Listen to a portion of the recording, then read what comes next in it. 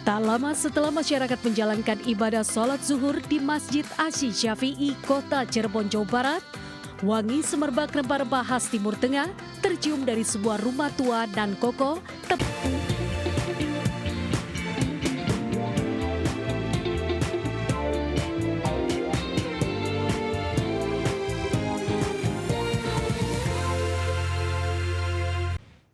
Nekat menerjang jalur aliran lahar Gunung Semeru, seorang ayah dan anak terseret hingga 5 meter lantaran derasnya aliran lahar. Beruntung warga yang berada di lokasi dengan sigap menolong hingga tak sampai mengakibatkan korban jiwa.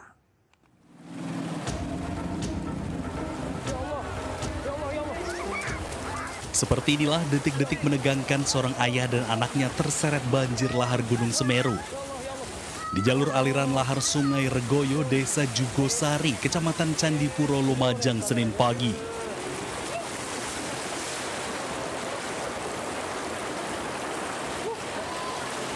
Keduanya berboncengan menggunakan sepeda motor nekat menerjang lajur aliran lahar yang masih deras untuk menuju ke sekolah di sisi seberang sungai.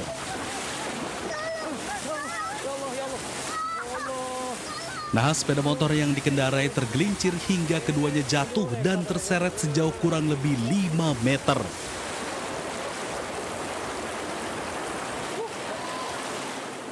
Beruntung warga yang berada di lokasi dengan sigap menolong hingga keduanya selamat dan hanya mengalami luka lecet akibat tergores material banjir lahar berupa batu dan pasir. Sementara itu, sang anak yang bersekolah di SD Negeri 03 Jugosari tidak bisa berangkat ke sekolah lantaran baju dan peralatan sekolahnya basah dan rusak. Ya nggak tahu ya, mungkin karena apesnya. Biasanya kan dilihat-lihat dulu biasanya. Ya itu kok langsung nyelonong. Langsung nyelonong? Iya. Padahal itu bawa anaknya mau sekolah itu ya? Itu sempat terseret berapa meter Pak kira-kira Pak? Ya kira-kira 5 meter lebih lah. Warga dusun Sumber Langsep memang kehilangan akses jembatan setelah beberapa tahun lalu jembatan putus tertimbun material banjir lahar Gunung Semeru. Akibatnya warga tidak punya pilihan lain karena jembatan tersebut memang menjadi akses satu-satunya. Dari Lumajang, Jawa Timur, Yayan Nugroho, iNews melaporkan. Unggahan seorang ibu asal Indonesia yang tinggal di Inggris yang bangga karena anaknya mendapat paspor asing viral di media sosial. Warganet mengkritik karena ia dan suaminya adalah penerima beasiswa LPDP dari pemerintah Indonesia. Sementara itu Menteri Keuangan Purbaya menilai postingan itu menghina negara dan meminta uang LPDP dikembalikan beserta bunganya. Ini paket bukan sembarang paket, isinya adalah sebuah dokumen yang penting banget yang merubah nasib dan masa depan anak-anakku. Kita buka ya. Inilah video dari pemilik akun @sasetiamingtias. Postingannya terkait anaknya yang mendapat kewarganegaraan asing menjadi perbincangan warganet. Hal ini lantaran statusnya dan sang suami sebagai mantan penerima beasiswa Lembaga Pengelola Dana Pendidikan alias LPDP. Setelah menerima amplop, ia menunjukkan ekspresi terharu dan menyebut ini bukan paket sembarang paket. Dirinya mendapatkan surat dari Home Office Inggris yang menyatakan jika anaknya yang kedua diterima menjadi warga negara Inggris dan menerima paspor secara resmi. I know the world seems unfair, tapi cukup aku aja yang WNI, anak-anakku jangan. Kita usahakan anak-anak dengan paspor kuat WNA itu. Video ini pun ditanggapi beragam oleh warganet. Sejumlah netizen pun bahkan mencari tahu data riwayat pendidikan dan status LPDP pasangan suami istri tersebut. Warganet pun menyayangkan sikap Sasetianing Tias yang bangga anaknya mendapat paspor WNA, sementara ia dan sang suami merupakan penerima program LPDP dari pajak rakyat. Namun kritikan warganet ini justru dibalas oleh Sasetianing Tias. Usai viral di media sosial, Sasetianing Tias pun mengunggah tulisan permohonan maaf. Ia menyebut video tersebut dibuat sebagai bentuk rasa kecewa dan frustasi sebagai WNI terhadap kondisi Indonesia hari ini. Atas kejadian tersebut, Menteri Keuangan Purbaya Yudi Sadewa mengambil sikap tegas terkait pernyataan kontroversial yang disampaikan alumni LPDP Dwi Sasetianing Tias. Purbaya menilai postingan Dwi Sasetianing Tias dianggap menghina negara dan Purbaya juga meminta uang LPDP dikembalikan beserta bunganya dan akan memblacklist nama tersebut. Menurut Purbaya, dana LPDP bersumber dari pajak rakyat dan pembiayaan negara yang dialokasikan untuk meningkatkan kualitas sumber daya manusia. Nggak seneng yang nggak seneng, tapi jangan menghina-hina negara lah. Jangan begitu, itu uang dari pajak dan sebagian dari utang yang kita sisihkan untuk memastikan SDM kita tumbuh.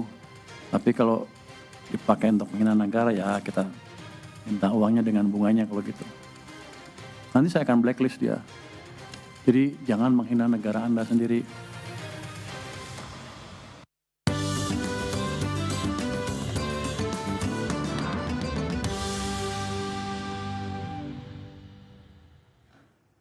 Pemirsa, di Cirebon, Jawa Barat terdapat tradisi unik yang berlangsung sepanjang bulan suci Ramadan, yakni berbagi bubur harisa khas Timur Tengah. Hal ini sudah terjadi secara turun-temurun dan masih tetap dilestarikan.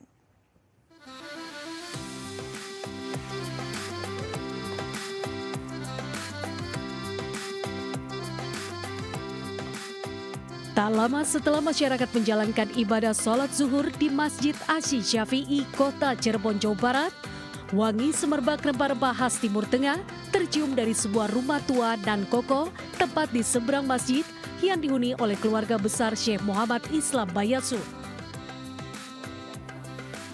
Di atas meja berukuran 1x3 meter ini terlihat berbagai rempah-rempah khas Timur Tengah yang dipadu dengan bumbu dapur khas Nusantara yang nantinya dihaluskan menjadi satu.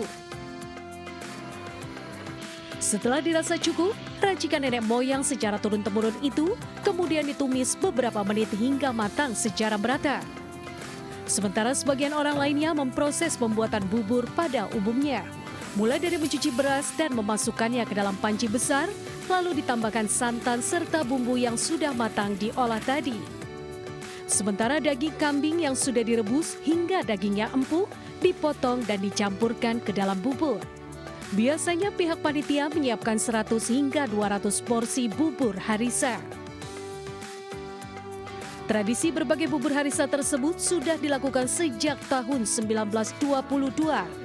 Dimulai oleh saudagar kaya dari negeri Yaman bernama Syekh Muhammad Islam Bayasud yang kala itu terlihat banyak musafir yang melaksanakan sholat hingga buka puasa di Masjid Asy Syafi'i yang dibangunnya. Ini udah tahunan dari mulai nenek moyang kita, dari sudah tahun berapa? Udah berapa generasi Bu sehingga itu Bu? 1, 2, 3 generasi. Berarti Ibu generasi ketiga? 3, ya. Ciri khasnya ya bau kayak ini aja, makanan-makanan khas Arab kayak gitu. Ada aroma rempah kambing, ya rempah kayak gitu. Ya, rempahnya lebih kerasa atau gimana? Ya lebih kerasa, lebih khas Timur Tengahnya. Gimana pemirsa? Anda ingin mencicipi bubur harisa khas Timur Tengah untuk berbuka puasa nanti? Anda bisa langsung saja datang ke tempat ini setelah beduk maghrib Anda dapat menikmatinya. Dari Cirebon, Jawa Barat, Mahardika, iNews melaporkan.